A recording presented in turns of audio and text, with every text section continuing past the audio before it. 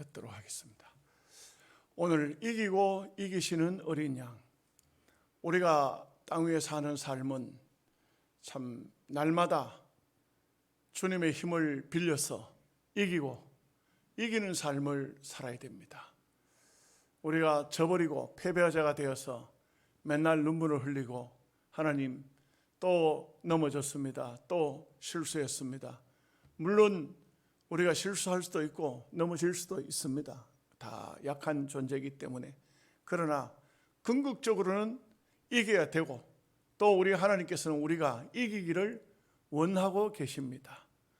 그래서 요한계시록 2장 3장에서 7교회를 향해서 수도 없이 하신 말씀이 거의 그 말씀 끝부분에, 교회마다 끝부분에 보면 이기는 자에게 하늘나라 생명의 만나를 주고 생명의 가위를 주고 또 비밀, 하나님이 새겨진 비밀 흰 돌을 주겠다. 이기라. 이기는 자에게 내가 아버지의 보좌에서 함께 앉겠다. 우리가 이렇게 주님의 말씀을 보면 우리는 믿음이 성장하면서 신앙생활을 좀 더 깊이 있게 하면 이제는 옛날에 못 이기는 것도 이제는 하나씩 이겨나가야 됩니다. 하나씩 이겨나가야 됩니다. 성숙된 신앙생활이 되려고 하면 이기는 생활이 되어야 됩니다. 주님은 땅 위에 오셔서 한 번도 지신 적이 없습니다. 우리 주님은 어떤 사탄 마귀가 대적해와도 그들을 다 이기신 분이시라 하는 것을 알 수가 있습니다. 주님의 마음을 닮으면 또 주님의 마음을 품으면 우리도 어떤 고난 속에서도 승리할 수 있어야 됩니다. 사도 바울은 수도 없이 매도 맞고 옥에 갇히기도 하고 참 많은 고생을 했지만 바울은 끝까지 이겼습니다. 나의 달려갈 길을 마치고 믿음을 지켰다고 확신 있게 말하고 있습니다. 모세가 바로 임금 앞에서 바로 임금 그 애굽의 당대의 최대 권력자, 이 사람을 이길 수 있었던 것은 모세의 능력이나 모세의 지략이 아닙니다. 하나님께서 주신 권능의 지팡이를 잡고 바로를 이길 수가 있었던 것이죠. 오늘 우리도 땅 위에 사는 삶 속에 어떻게든 간에 주의 말씀을 마음속에 잘 새겼어. 내 힘으로는 안 되지만 주님의 능력으로 세상을 이기고 마귀와의 싸움에서도 이기고 우리 자신과의 싸움에서도 이겨야 합니다. 여러분, 져버리면 대단히 슬픕니다. 몇 날 전에 일본하고 우리나라 축구 대표가 오래간만에 몇 년 만인가 이렇게 국가 대항전이 열렸는데 2대0으로 졌죠. 그거 보고 난 다음에 잠이 안 오더라고요. 성질나서. 왜 질 경기를 뭐하러 해요? 그래. 예? 이겨야 될 일본을 가더라도 옛날에는 그랬지 않습니까? 이승만 대통령 때 일본에게 지면은 현해탄에 빠져 죽어버려요. 오지 마라. 죽기 살기로 우리가 일본한테는 죽기 살기로. 이번에 보니까 행편없더라고요. 이게 아마 이제는 한국 사람은요, 흐를 때를 쫄라매고 배고플 때 죽기 살기로 뛰지 배부르면 안 한다고요. 이제는 그런 경기를 보면 물론 그 유명한 손흥민이라든지 이런 선수들이 다 빠지고 이래 하니까 그렇게 한데 그래도 그렇습니다. 지고 나니까 아주 기분 나쁘더라고요. 별로 안 좋더라고요. 여러분들 축구 보셨는지 모르겠는데 축구를 좋아하는 분들은 그거 보고 그날 저녁에 아마 열불 났을 겁니다. 왜 저런 경기? 그런데 저더라도 진다 할지라도 이유 있게 지는 것은 이해가 돼요. 그렇죠? 정말 최선을 다했는데 그런데 졌다. 이게 계속 90분 동안 두드려 맞다가 져버리니까 너무너무 한국 축구가 창피하더라고요. 우리가 우리의 삶에서도 똑같습니다. 신앙생활에 있어서 정말 믿음으로 사는데 막 열심히 살다가 좀 힘이 부족해서 져버렸을 때, 넘어졌을 때 주님 죄송합니다. 열심히 살았지만 이렇게 됐네요. 주님께서도 그래 지금은 졌지만 앞으로는 이길 것이다, 얼마든지 이해를 해주시고 하겠죠. 우리 신앙인들은 신앙의 싸움에 있어서 절대 져버리면 안 돼요. 어떤 사람은 맨날 지고 아유 미안하다고, 죄송하다고, 잘못됐다고 고개 숙이고, 그거 뭔 짓이에요. 그런 걸 하면 안 돼요. 올해 경안 노회가 열렸을 때도 노회가 얼마나 우리 교회에서 했지만 시끄러웠어요. 나중에 제가 그랬어요. 다 나와서 사과하라고. 전부 다 불러냈어요. 노회에 와서 엉뚱한 말하고 과음치고 했던 사람들 다 나오라고, 나와 다 사과하라고. 그리고 제가 더 이상 말을 안 했지만, 목사가 돼가지고 승리하는 삶을 살아야 되지. 자기와의 자존심 싸움에서도 못 이기고 세상과도 못 이기고 마귀한테도 실컷 두드려 맞고 주님께서 뭐라고 하시겠어요? 주님은 이 고난주간, 이 부활절 이제 맞이합니다. 다 이기셨어요. 여러분, 이긴다는 것은 무슨 노만 나라를 완전히 이겨가지고 나라를 회복시킨 그런 이김이 아니에요. 믿음으로 이기는 거예요. 믿음으로 이기는 이김이라고 할 수 있습니다. 이런 이김이 대단히 중요합니다. 자, 오늘 말씀 보시도록 하겠습니다. 8절 말씀 다 함께 같이 읽겠습니다. 내가 본 짐승은 전에 있었다가 지금은 없으나 장차 무저갱이로부터 올라와 멸망으로 들어갈 자니 땅에 사는 자들로서 창세 이후로 그 이름이 생명책에 기록되지 못한 자들이 이전에 있었다가 지금은 없으나 장차 나올 짐승을 보고 놀랍게 여기니라. 하여간 대단한, 여기 짐승은 누구라 했습니까? 왕이라 했죠. 세상 왕을 짐승이라고. 하나님이 보실 때는 사람으로 안 보여요. 짐승이에요. 사탄의 조종을 받는 그런 짐승이에요. 이런 짐승인데 이때에 이런 짐승이 또 하나가 또 무저갱이로부터 올라온다. 사탄의 세상에서부터 하나 태어난다 이거죠. 나온다 이 말입니다. 굉장한 짐승 한 마리가 나온다 이 말이죠. 대단한 실력과 능력과 아주 큰 권능을 가진 짐승이 나오는데, 이 짐승을 대하는 사람들은 어떤 사람들이냐? 생명책에 이름이 기록되지 아니한 사람들이 그때 마지막 종말 주님이 세상 심판하실 때, 그때 그 사람들이 그 짐승하고 더불어서 이제 참 웃기도 하고 울기도 하고 할 것이에요. 그러니까 이 마지막 시대 요한이 보았습니다만, 사실 오늘 우리 성도들하고는 별로 생각할 필요도 없고 관심을 둘 사람도 아닙니다. 그저 종말의 시기에 이렇게 세상이 되는구나 하는 것을 보는 것이죠. 아마 세상 사람들은 와, 이런 임금이 있나? 이런 대단한 임금이네. 주석가들 중에 추측을 하는 사람도 있어요. 앞으로 어디에서 이런 임금이, 이런 왕이, 이런 지도자가 나올 것인가, 이런 추측을 하는데요. 우리는 추측할 필요도 없어요. 그냥 이런 때에 이런 짐승이 나타난다 하는 것이죠. 9절 말씀 보겠습니다. 지혜에 있는 뜻이 여기 있으니 그 7 머리는 여자가 앉은 7 산이요. 여러분, 앞에도 7 머리에 대해서 설명을 했죠. 헬라, 바벨론, 노마, 무슨 메데파사, 이런 나라들을 갖다가 7 머리라, 그 당시에 한 시대마다 머리가 되어가지고 전 세계를 통치하는, 지금으로 따지면 미국 같은 나라가 여기 7 머리 속에 속하지는 않지만 지금으로 따지면 이 세상에 전체적으로 세상을 다스리는 나라는 미국이라 할 수 있겠죠. 그러니까 미국을 거역할 나라들이 잘 없지 않습니까? 중국이 좀 맞서기는 합니다만, 그러나 실제로 중국하고 미국하고 붙으면은 열흘만이면 끝난답니다. 중국이 한 열흘 정도 되면 싸워봤자 한 열흘 정도는 싸울 수 있지. 미국하고 거의 죽사월 나쁜답니다. 그럴 정도로 미국이라는 나라가 대단하죠. 이때 당시도 그런 아주 짐승이 나타날 것이고, 7 머리는 그것은 시대마다 7 나라를 말하기도 하지만, 말씀을 드린 것처럼 7 머리라 했으니 한 지도자가 7 머리를 가지고 있는 굉장한 지식이 뛰어난, 능력이 뛰어난, 권세가 뛰어난 그런 사람일 수도 있다 이거죠. 그런데 이 여자가 앉아 있는 곳이 산이라 했습니다. 산이라는 것은 원래가 안전한 장소라 하죠. 이 앞부분에서 여자가 어디에 앉아 있었습니까? 많은 물 위에 앉아 있었다. 이것은 뭘 말하는? 물은 세상을 말하는데 이 여자는 음녀인데 이 음녀는 세상 속에 어디에든 간에 음녀가 다 들어가 있다. 세상 위에 다 앉아 있다.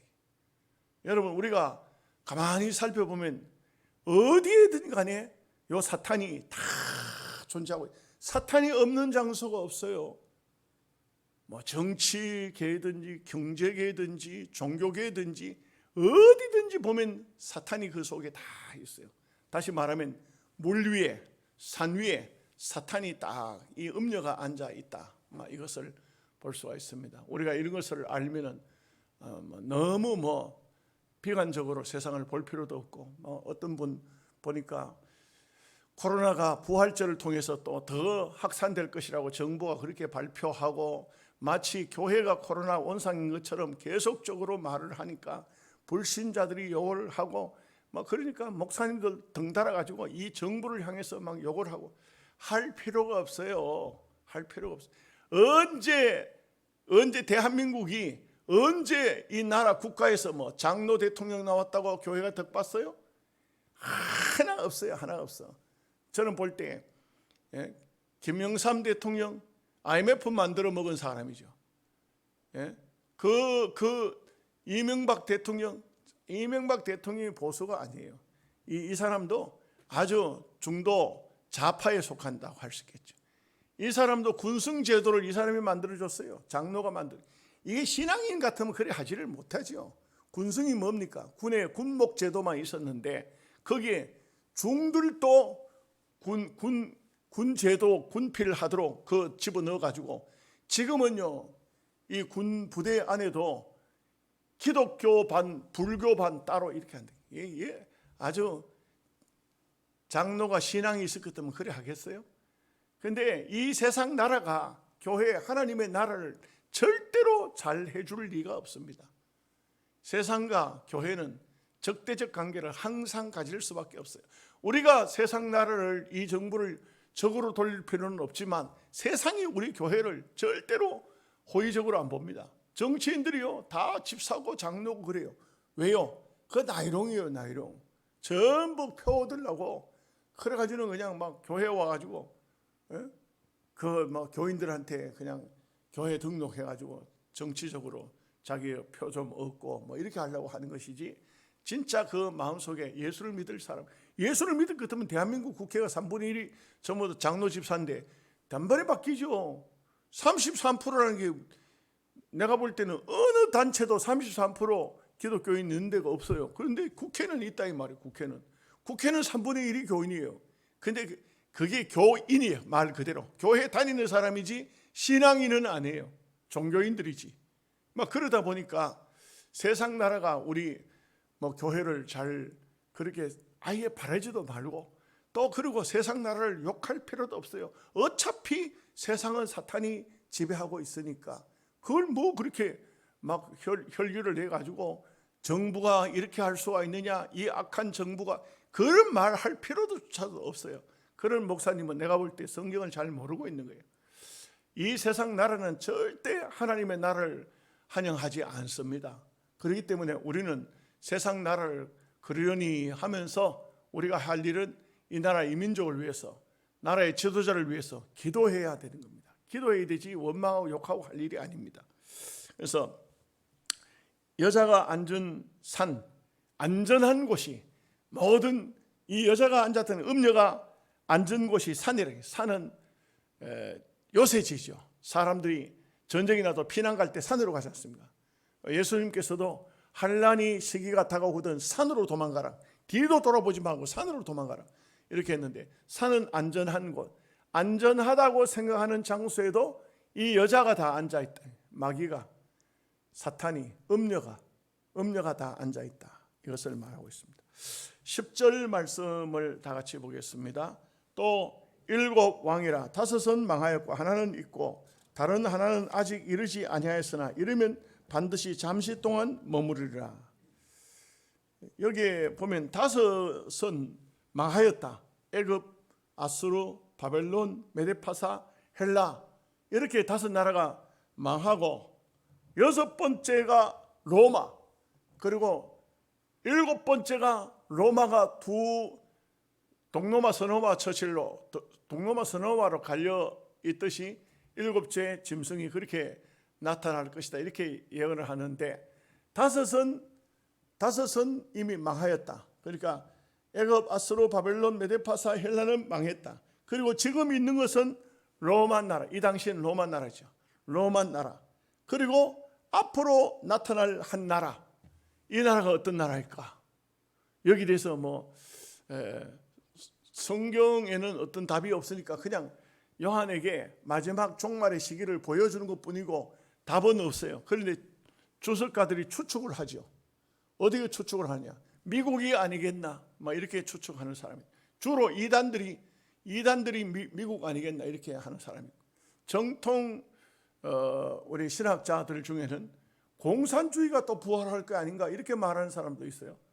그런가 하면 또 EU, 옛날 로마 판도 EC 26개국인데 거기에서 10나라가 아마 말하자면 독일, 영국, 프랑스 이런 나라들이 일어날 것이 아닌가 막 이렇게 보여지기도 하는데, 그건 하나의 추측일 뿐이고 우리는 그저 요한에게 하나님께서 천사가 보여준 계시는 다섯 나라 망했고 앞으로 한 나라가 나타난다, 또 이렇게 일곱 왕이 나타날 것을 예언했다, 그 정도로 보면 되겠습니다. 11절 말씀 보겠습니다. 전에 있었다가 지금 없어진 짐승은 여덟째 왕이니 일곱 중에 속한 자라. 그가 멸망으로 들어가리라. 이때는 이제 거의 오늘 이 본문에서도 보면 음료도 망하는 때니까 세계를 다스리던 왕 중에 여덟 번째 왕이 나오는데 그거는 일곱째에 속했다고 이렇게 말하고 있어요. 그러니까 앞서도 제가 말씀을 늘 계속해서 드렸듯이 마지막 종말에 큰 건세를 가지고 나타날 임금 왕은 로마 교황을 대체적으로 말하고 있습니다. 교황을 말하고 있습니다. 교황은 실제 지금 보면 전 세계적으로 추기경을 두고, 그리고 바티칸이라는 아주 조그마한 나라이지만 그러나 말씀을 드린 것처럼 비밀 조직들, 그 조직들이 어마어마한 조직들을 가지고 있어요. 나라가 크고 적고 이런 게 문제가 아니잖아요. 조직이 대단한 조직을 가지고 있다. 여러분, 육신적으로는요, 이스라엘이 세계에서 가장 큰 조직을 가지고 있어요. 이스라엘. 이 이스라엘은 세계 경제, 돈을 거의 다 이스라엘 사람들이 가졌다 해도 과언이 아니에요. 어느 나라든 간에 다들 큰 나라들은 60% 정도는 유대인들이 다 장악했다. 돈을 다 가진 것은 아니겠지만 장악했다. 60% 정도는, 60이면 거의 끝난 거 아닙니까? 그래서 석유도, 중동에서 뽑아내는 석유도 유대인들이 다 가지고 있고, 곡식도 유대인들이 다 가지고 있고, 그 다음에 금융, 은행 이런 쪽에도 유대인들이 다 가지고 있다. 굉장하죠. 영적인 세계에서는 가톨릭, 로마, 교황의 손이 다 있어요. 우리 실제적으로 엄격히 말하면 개신교회와 구교, 개신교회는 게임도 안 돼요. 구교에 되면 그 사람들은 1년에 한 번만 나가도 개신교회 교인이니까. 그런데 저기 남미 쪽에, 중남미 쪽에 이런 데를 가보면 개신교회가 그 캐톨릭에 대면은 한 몇 분의 1 정도 될까요? 아주 적습니다. 제가 칠레 갔을 때 보니까 칠레에는 그 칠레 사람들이 믿는 개신교회는 없어요. 아예 없습니다. 그럴 정도로 그 나라는 전부 다 로마 캐톨릭에 싹 잡혀있던 그런 나라라고 할 수가 있겠어요. 그렇기 때문에 여기 핵심 심장은 바티칸이지만 전 세계적으로 볼 때는 유럽 쪽으로, 구라파 지역으로 전체적으로 보면은 캐톨릭이 어마어마합니다. 우리나라도 지금 굉장히 지금 캐톨릭이 지금 많이 성장하고 있어요. 개신교회는 점점 줄어들고 있는데 캐톨릭은 점점 부흥이 되고 있어요. 교황이 한 번씩 왔다 가면 청년들이 어떤 누가 통계를 낸지 모르겠습니다만 100만 명씩 개신교에서 캐톨릭으로 간다는 얘기가 있어요. 근데 그거는 맞는지 안 맞는지 확인은 되지 아니한 얘기입니다만 그럴 정도로 사탄의 세력들이 굉장히 종교의 탈을 엎고 쓰고 그렇게 세상을 점령해 들어가고 있는 것을 알 수가 있어요. 12절 말씀 보겠습니다. 내가 보던 열불은 열왕이니 아직 나라를 얻지 못하였으나 다만 짐승과 더불어 임금처럼 한동안 권세를 받으리라. 이 마지막 때에 보면 또 열왕이 나중에 보면 이 열왕이 하늘의 군대하고 싸우려고 하는데 이 대단한 권세를 얻은 이 사람이 잠시 동안 한동안 권세를 받는 그런 열왕들이 또 마지막 종말에 나타난다 이거죠. 13절 말씀. 그들이 한 뜻을 가지고 자기의 능력과 권세를 짐승에게 주더라. 그리고 이 열왕이 이걸 좀 우리가 추측을 해보면 이렇게 됩니다. 마지막 종말의 시기에 손을 꼽을 때 1, 2, 3, 4, 5, 6, 7, 8, 9, 10 이렇게 10나라가 한 짐승에게 한 짐승 누굽니까? 앞에 그냥 계산적으로 따지면 교황에게 권세를 준다. 권세를 준다. 당신에게 모든 권세를 다 주겠다. 이게 종말의 시기에 마지막 사탄들과의 협약 또 뭐라 할까요? 동력이라 할까? 이런 것들이 마지막 종말의 시기에 보면 벌어진다 이거죠. 13절 말씀. 그들이 14절입니다. 그들이 어린 양과 더불어 싸우려니와 어린 양은 만주의 주시오 만왕의 왕이시므로 그들을 이기실 터이요 또 그와 함께 있는 자들 곧 부르심을 받고 택하심을 받은 진실한 이들도 이기리로다.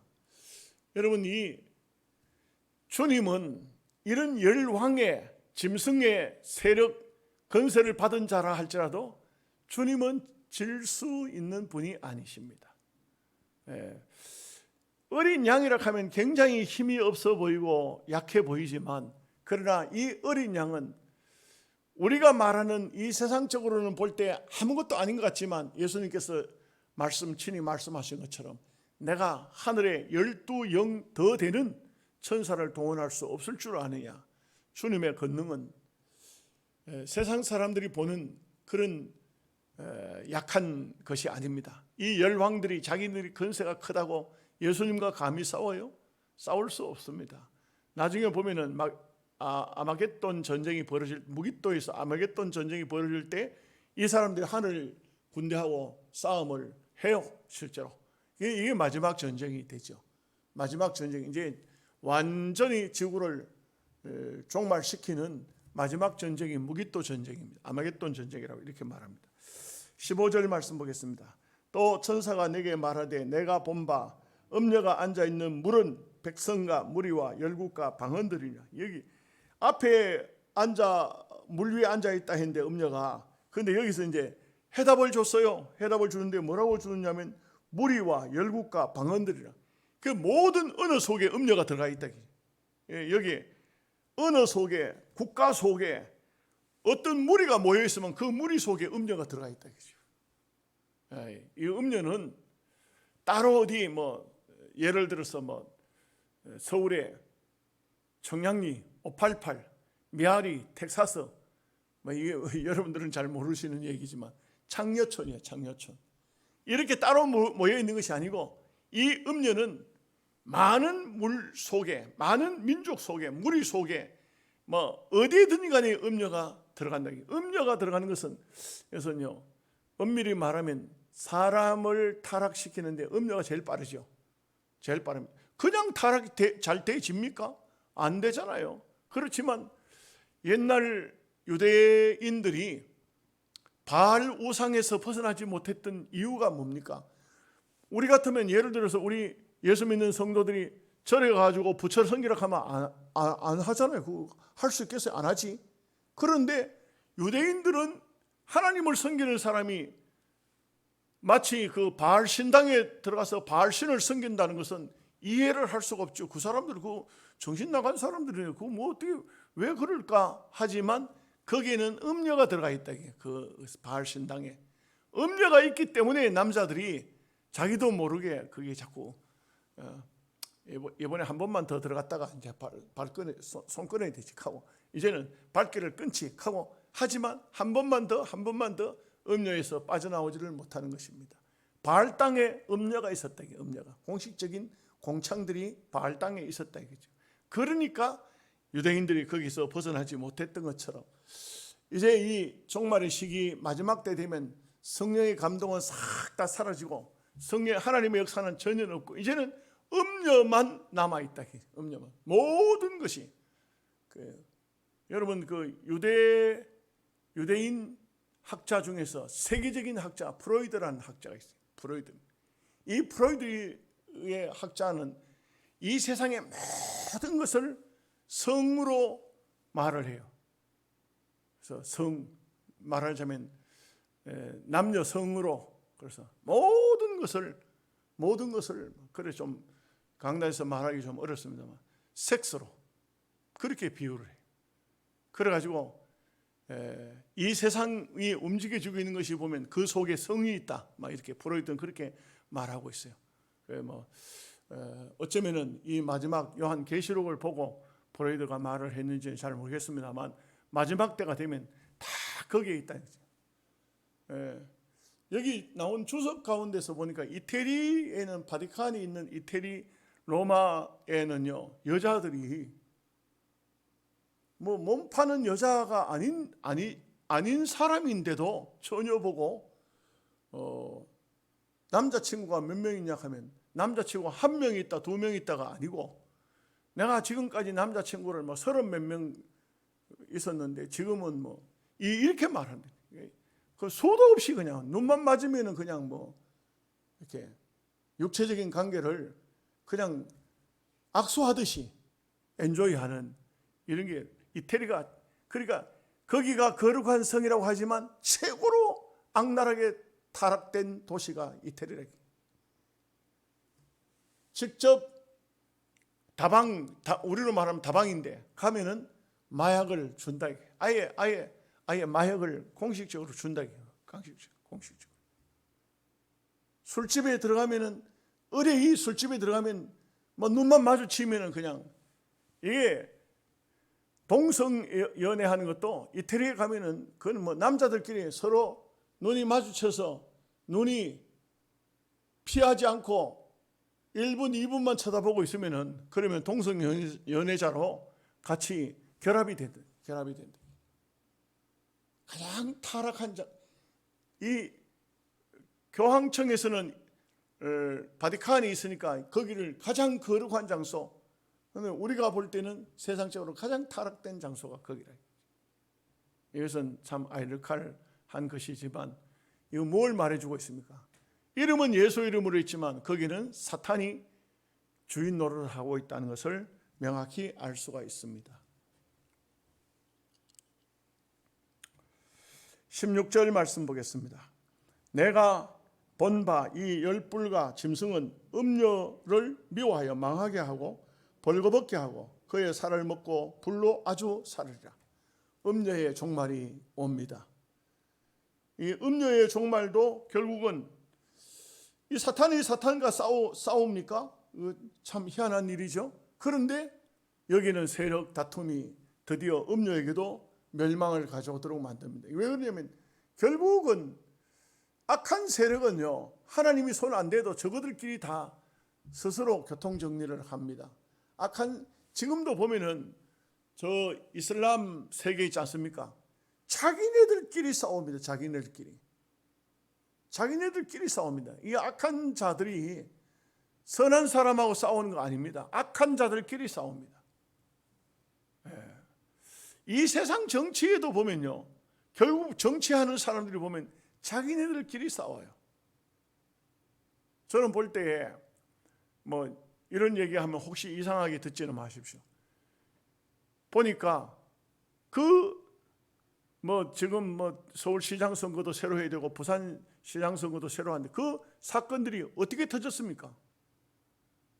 그런 얘기를 다 말씀을 드릴 수는 없는데 거기에 세력들이 있어요. 세력들이. 충남도지사에게 비서로 가 있던 그 여자도 같은 세력이 아니었어요. 그러니까 터뜨린 거예요. 소위 말하면 공산당들이 자기 편이 아니면 제거하지 않습니까? 자기 세력을 제거하지. 그러니까 서울시장도 터뜨린 사람이 여자가 누굽니까? 보수가 거기에 들어가가지고 터뜨린 것이 아닙니다.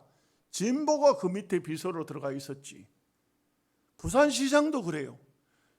이게 엄격히 말하면 악한 세력들이 자기들끼리 죄송합니다. 악한 세력 이거는 서울시장, 부산시장을 말하는 게 아니고 이 악한 세력들도 저들끼리 세력 다툼이 있어요. 세력 다툼.